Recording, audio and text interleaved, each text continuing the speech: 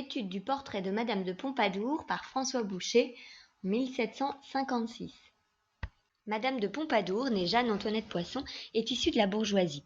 Très belle, très intelligente, elle devient la favorite de Louis XV en 1745 jusqu'en 51 et restera une conseillère extrêmement influente jusqu'à la mort du roi. Très cultivée, elle apporte son soutien à Voltaire, à Montesquieu et devient mécène des peintres Boucher et Latour. Peut-être que Voltaire s'en est inspiré pour la sultane éclairée Scheherazade dans Zadig et pour la reine Astarté, mais aussi pour la capricieuse Missouf. Elle est si influente auprès du roi qu'elle aurait œuvré pour la politique de renversement des alliances entre la France et l'Autriche. Pour la première fois depuis très longtemps, le roi de France s'allie avec la maison des Habsbourg. Ce portrait est de style rocaille ou rococo qui tire son nom de l'imitation des coquillages et des rochers. Il est caractérisé par la dissymétrie, l'impression de naturel, des courbes, des couleurs pastel, des scènes libertines et des portraits d'aristocrates. Le décor est souvent avec des symboles de l'amour, comme des petits anges et des fleurs.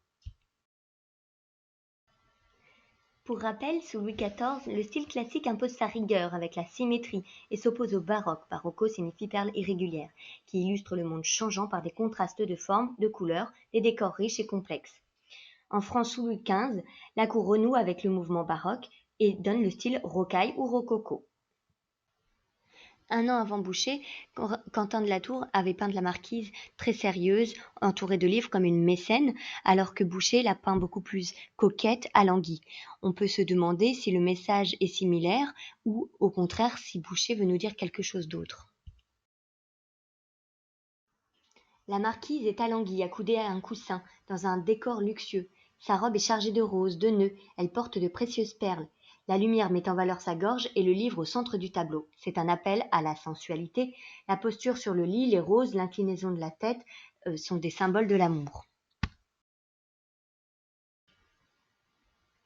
Ses pieds sont croisés, ce qui est rare dans les portraits, mettant l'accent sur la détente, la nonchalance du personnage.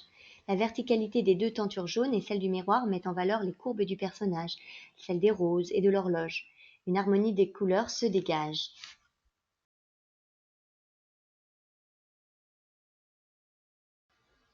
À droite, une plume, un seau, une enveloppe laissent entendre qu'elle vient d'écrire ou qu'elle va écrire. Une bougie est éteinte. Par terre, en bazar, des papiers, des revues, un gros livre rouge, des roses jetées sur les papiers.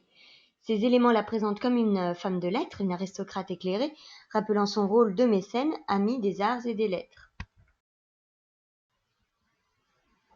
Le décor ressemble à une scène de théâtre.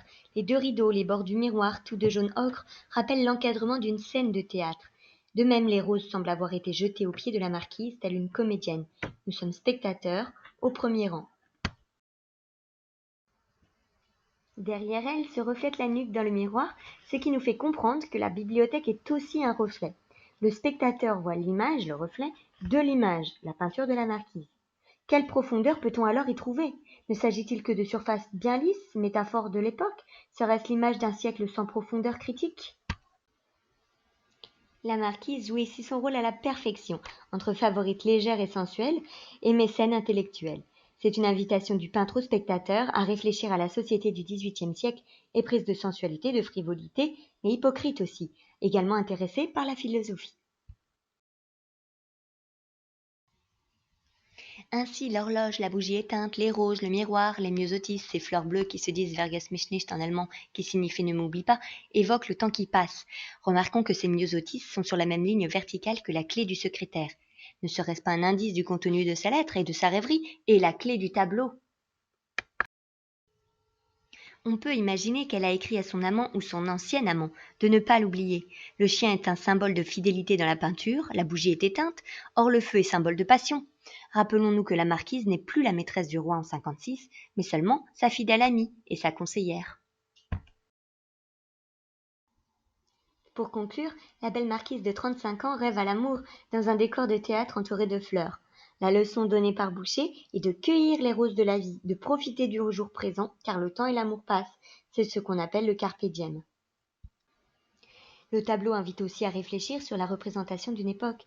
L'accent est mis sur une certaine légèreté, une nonchalance, voire de la frivolité, avec cette profusion de coquetterie.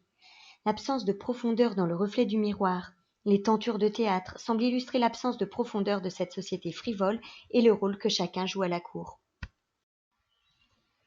Comme dans les contes philosophiques, ce qui est montré suggère aussi d'autres vérités plus profondes, mais qui ne sont pas dites directement, invitant le lecteur à s'interroger sur le sens de l'œuvre.